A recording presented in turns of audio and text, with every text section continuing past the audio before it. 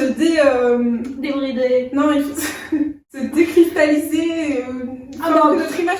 Pour le coup, les gens, ils ont bien compris qu'on était décristallisés. On a limite plus bouffonne que si on nous rencontre en vrai. Tout à fait, mais on reste désirable. Salut.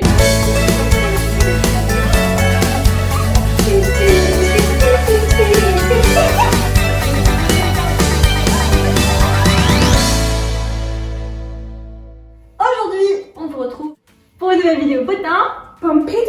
On va vous raconter quelques anecdotes voilà, de galères qu'on a pu avoir pendant notre séjour. Des petites choses comme ça que je suis pas là. Et que on vous somme de ne pas reproduire. Hein, Ou de reproduire. Let's do it. Go. Première anecdote. Cette anecdote, elle est un petit peu moins drôle en fait parce que un jour, on s'est retrouvés comme d'habitude dans le train pour rentrer chez nous. Et comment vous dire ça, il y avait une dame d'un certain âge qui semblait handicapée, en tout cas de par son comportement, puisqu'en fait elle refusait catégoriquement que les personnes qui s'attroupent près d'elle, sauf que dans un train... C'était le train de la Yamanote Line, voilà. En provenance de Shinjuku. Donc comment vous dire que c'est le train le plus bondé. En plus c'était à une heure de pointe, donc j'ai quitté le mot quoi. Donc c'est le moment dans le train où vous êtes comme ça aux gens en fait, hein, concrètement. Elle était assise et elle refusait catégoriquement qu'on l'approche. Quand les gens le faisaient, elle frappait les gens. Il y a un japonais du coup qui s'est mis devant elle et qui lui a fait comprendre qu'il ne bougerait pas. Parce que il pouvait pas, donc voilà, donc il a été assez dur par rapport à ça. Mais bon, au fur et à mesure, les gens bougent, etc. Et en fait, il y a une jeune japonaise qui s'est retrouvée devant elle. Elle devait être au lycée. Ouais. Et donc, vous savez sans doute déjà, là-bas, l'âge c'est très important, hein, quand on est plus jeune, c'est rare qu'on se rebelle. Donc si vous voulez, elle était entourée d'hommes salaryman plus vieux qu'elle, donc elle pouvait pas trop, elle osait pas trop bouger. Enfin, la dame la frappait. Voilà, donc elle lui griffait les mains, elle lui arrachait les doigts de là où elle s'accrochait, elle l'a poussée violemment, mais forcément entre la coude dans le train et puis les gens qui étaient autour, c'était tellement serré que la gamine, la pauvre, elle faisait juste comme ça en fait. Hein. Elle a fini par complètement tomber en arrière sur les gens derrière elle. Et compris, on s'est dit on peut pas la laisser comme ça. Du coup, on lui a tapé sur l'épaule et puis on lui a dit viens avec nous. Et la mettre entre nous en fait. Voilà. Il n'y avait pas de place, hein, concrètement, on s'est dit tant pis, quitte à être encore plus collée, encore plus serrée. Elle a refusé en fait de venir, du coup moi je lui ai dit non, en fait tu n'as pas le choix. Donc en fait je l'ai prise par le bras et je l'ai tirée vers nous. Alors on n'est pas les seuls à avoir agi parce qu'il y avait un autre occidental et un autre japonais qui en fait on dit à la dame qu'elle avait un comportement absolument inadmissible. C'était très bien de leur part, mais après je pense vraiment qu'elle n'a pas compris la dame. C'est ce qui rendait toute la difficulté de la situation, hein. C'est-à-dire que non seulement au Japon, les gens spontanément ils vont pas forcément se mêler de ce qui se passe à côté, même si ce qui se passe à côté est choquant. Ils vont préférer pas s'en mêler.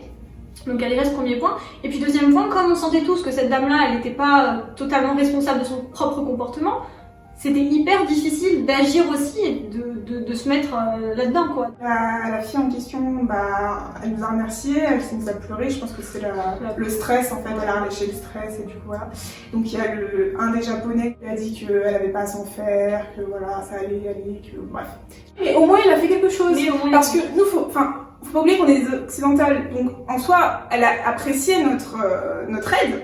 Mais je pense que le fait qu'un monsieur plus vieux japonais lui dise ces choses-là, ça lui a fait vraiment du bien. Après ça, elle est partie à sa station et puis les choses sont rentrées dans l'ordre dans le train.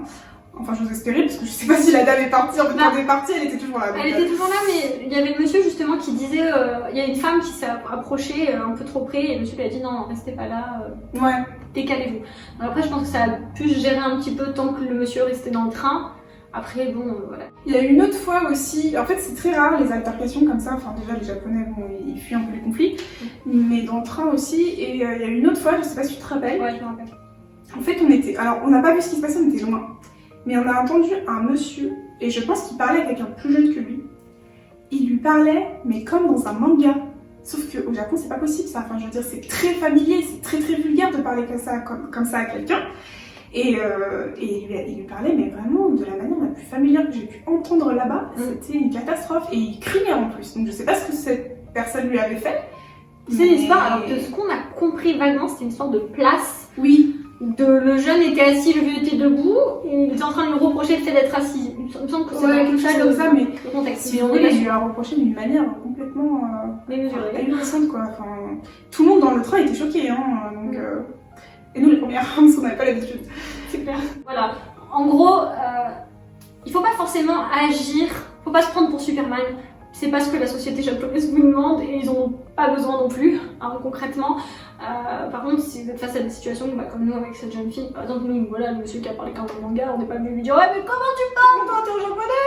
Non, bah, clairement, on s'en fout, mais même en France, un comportement comme ça, on va pas forcément s'en mêler à chaque fois. Mais au Japon, c'est encore plus délicat, donc il faut agir, mais vraiment essayer de pas s'impliquer. Anecdote numéro 2. Pour cette anecdote, ce qui s'est passé, c'est qu'on allait régulièrement dans des izakaya pour, ma foi, remplir notre ventre. Gracieusement. Voilà. On a commandé, etc. Sauf qu'en fait, on avait la fâcheuse tendance de commander comme si nous étions des hommes affamés. Sauf qu'en fait, non. À la fin, moi, j'étais vraiment très calée. Je me faisais pas très bien de gaspiller, mais il y avait un bol que j'arrivais vraiment pas à finir et donc j'allais pas me faire vomir non plus. Le serveur est venu à notre table. Et moi j'avais dit en fait un peu avant, enfin quand même, j'ai pas terminé, machin, ça va pas être cool et tout. Elle m'a dit mais non, t'inquiète pas, ils s'en foutent, on va continuer à partir. En Asie, mais même partout, généralement, ça se fait pas de laisser des restes qui sont censés finir. Sinon c'est pas cool le gaspillage quoi. Ne gaspillez pas. Je suis désolée. En plus le serveur était très mignon, hein, donc voilà. Et puis il voit que j'ai pas tout à fait terminé mon bol et du coup il me regarde et il commence à me dire une phrase en japonais. Donc, en fait j'ai dû comprendre à peu près un tiers de sa phrase, n'est-ce pas? Donc en fait j'ai paniqué parce que déjà avec Mignon qui me parle japonais, je suis en train de faire comme un repas et je ne comprends rien. Je l'ai regardé et en fait sa phrase elle terminait par dakedo. En fait ça laissait ça laissait la place à la personne de répondre si vous voulez. C'était un peu comme 3 petits points. Voilà. 3 petits points. Généralement, c'est un peu une formule un peu politesse là-bas. Par exemple, en fait, c'est-à-dire qu'il lui faisait remarquer qu'elle n'avait pas terminé son plat et lui disait vous n'avez pas terminé votre plat, 3 petits points, sous-entendu. Voilà. Est-ce que c'est normal? Est-ce que vous l'avez vu? Est-ce que vous voulez encore le manger? Est-ce que je peux le retirer votre plat? Moi, j'avais juste à répondre quelque chose comme bah non, j'ai terminé, merci, ou j'ai plus faim. Je savais dire en plus, hein, vraiment. Si vous voulez, j'ai paniqué, mais voilà, une grosse panique. Donc je l'ai regardé, j'ai fait.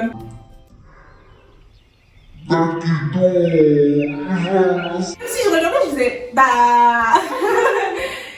Et là, la gêne s'est emparée de lui, tout comme de moi. En fait, si vous voulez, du coup, il était là en mode oh non, je suis désolée, machin. C'était ultra gênant. Donc, résultat des courses, finissez toujours votre repas. Ça vous évitera les petits embarras. Anecdote numéro 3. Il y a un petit parc d'attraction à côté du Tokyo Dome qui est très sympa. On vous conseille d'aller faire des tours. Et là-bas, il y avait une maison hantée. Vous savez comme on aime bien nous les maisons hantées. Si vous voulez dans une maison hantée, le principe c'est de suivre le chemin qui nous est indiqué en fait, on va dire par accord tacite, hein, c'est-à-dire que voilà, vous suivez bêtement. Et si vous voulez, il y a des portes du staff un peu partout qui sont fermées. Et Ambry, donc, qui n'a pas l'habitude de ce genre d'endroit, en fait, se dirigeait à chaque fois en mode oh, regardez, il y a une porte, il faut l'ouvrir. Et toi, tu es là non, Ambry, c'est la porte du staff. En fait, je pense que j'avais une idée beaucoup plus complexe de l'histoire dans ma tête que ce qui était réellement. Donc, en fait, il fallait juste suivre le chemin, mais moi, dans ma tête, je pensais qu'il y avait des passages secrets, cachés, qui allaient peut-être nous faire avancer plus vite, où on allait découvrir des indices, parce qu'on devait suivre l'enquête d'un savant fou qui avait transformé sa fille et sa femme en papillon, moitié papillon mutant bizarre. Voilà, c'est pour ça que je me dirigeais vers les portes spontanément, je pensais qu'il y avait quelque chose à gratter encore derrière ça. Faut savoir qu'on n'avançait pas très vite non plus, parce que c'était quand même assez flippant, on va pas se le cacher. Oui, du coup, il y a un japonais, c'est 2 gamins qui nous ont rattrapés. En fait, ils auraient pu passer devant nous, ils nous ont dit oh non, vous êtes parents, on reste à vous. Non, voilà, je sais pas si ça les rassurait peut-être aussi. Je pense. On a fini le parcours tous ensemble, c'est ça. En fait, ce qui s'est passé, c'est que à partir d'un certain moment, il y avait quelque chose qui nous courait après derrière. Il y avait une actrice en fait, voilà. Après d'un coup, elle s'est mise à courir. Donc nous, on est arrivé vite dans la dernière salle, et la dernière salle, donc elle se ferme derrière nous, je tiens quand même à le préciser. On est en huis clos. Et il y a quelque chose qui se lève devant nous, tout doucement, et qui s'approche tout doucement. Mais vraiment pas quelque chose qui fait peur. Hein. Enfin, comme une grosse boîte. Ouais. Réaction instinctive que tout le monde a eue, sauf Ambry. Reculer. Ambry s'est approchée de la boîte, comme si, je sais pas, c'était une aventurière, elle allait se taper avec le fantôme. Non, en fait, expression très simple, la boîte avançait et moi j'ai vu une porte. J'ai vu une porte derrière. C'est pas ça, c'est que, en fait, il y a une femme qui était cachée dans la boîte et qui est sortie pour faire comme ça pour faire peur aux gens. Ambrine était devant elle, donc en fait elle s'est reçue une grosse pêche dans la gueule. Je me suis mangé Elle a remis les idées en place. une pêche du turfu. Elle est partie. Et t'as le staff qui court vers Ambrine. Oh, vous allez bien, on est désolé, non, comme si c'était leur faute, tu sais, alors que c'est Ambrine qui s'est jetée dans la gueule, d'accord. Non mais voilà, au final j'ai eu une petite bosse et puis on en a bien rigolé. J'ai eu une grosse J'ai eu un oignon. Moralité, bah ne cherchez pas les portes comme vous Ouais, les non, endroits. mais personne fait ça. Non et surtout faites une horreur Ouais, elle est sympa. elle est vraiment Elle est sympa. I wake up in the pan. Anecdote numéro 4. Ce fut un soir d'octobre 2018. La tempête était de mise à l'extérieur. Nous étions invités à une fête de célébration qui accueillait tous les nouveaux étudiants étrangers au DIA. DIA qui était une boîte très connue à Roppongi, Tokyo.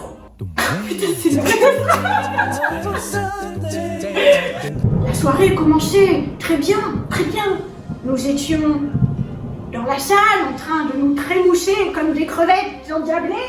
Lancées comme des grosses chouins. Non, Alice, non, mais si. Des crevettes, des chouins. Et donc, nous étions en présence d'une amie à nous appelée Lara. Lara était notre amie qui avait récupéré nos clés car nous nous faisions confiance, c'était notre amie. Ne vous inquiétez pas, je vais garder vos clés bien précisément dans ma sacoche Fila, nous avait-elle dit. Merci, Lara. Avions-nous répondu? Nous ignorons tout de l'ignominie qui allait se produire. Nous étions telles deux innocentes perdues dans la pampa. La seule chose qui comptait alors pour nous était de nous amuser aux côtés de nos amis. De nos amis et de jeunes gens, ma foi, pas très très beaux. Il faut savoir que le DIA n'est pas un bon endroit pour pécho du beau gosse à Tokyo. Mais ne voit-il pas que voilà, La soirée avançant, nous nous rendîmes compte que Lara avait disparu. Lara s'était en fait absentée avec un jeune spécimen de sexe masculin afin de s'isoler dans un lieu prévu à cet effet. Alors, salut les filles, avait-elle dit, le sourire aux lèvres. À bientôt, Lara. Avions-nous naïvement répondu? Et ainsi la soirée passa. Nous continuâmes à nous trémoucher telles des grosses joies. Mais ne voit-il pas que voilà, nous nous rendîmes compte que les clés avaient disparu avec la... Patatras, plus de veste, plus de clés, plus de sac, rien, plus de téléphone non plus. Non mais c'était vraiment un fou de merde là. C'était la grosse déchaînée.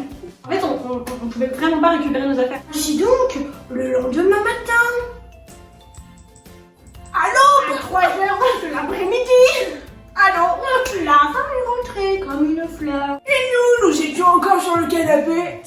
Quoi? Donc voilà, c'était la petite anecdote de merde. Au final, après Lara nous a quand même donné de l'argent pour qu'on puisse aller s'acheter à manger. Au moins ça. On allait récupérer nos affaires jusqu'à Roppongi et on était bien contents de les retrouver, nos petites affaires. Moralité. Moralité. Moralité. Quand vous allez en boîte, même si vous êtes avec des amis que vous connaissez, bah gardez vos clés sur vous, hein, et puis gardez-les bien surtout. Ouais. Ah, ne donnez pas les clés à la fille la plus pourrie du groupe. Ne donnez pas les clés à la fille la plus bourrée du groupe, et ne donnez pas non plus les clés à la fille qui va finir au Love Hotel avec un gars. Hashtag notre copine. Parce que du coup, sinon, vous vous retrouvez sans affaires, en fait, comme des clochards à Tokyo. Et c'est ainsi que se termine cet épisode. Des galères au Japon. Des galères, des potins, des machins. On a encore du mal à se structurer, j'espère que ça vous embête pas trop. Oh, on va s'améliorer. Hein. Ou pas. On espère que vous avez apprécié la vidéo. Si c'est le cas, bah, n'hésitez pas à mettre un petit pouce bleu. Et puis rendez-vous pour la prochaine vidéo. Abonnez-vous. Sayonara.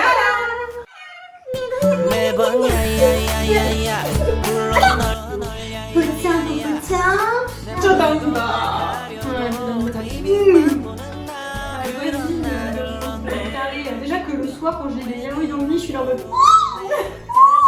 à minuit, 1h du mat. Bref.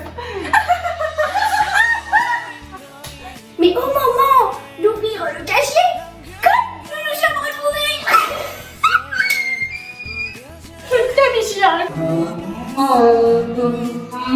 on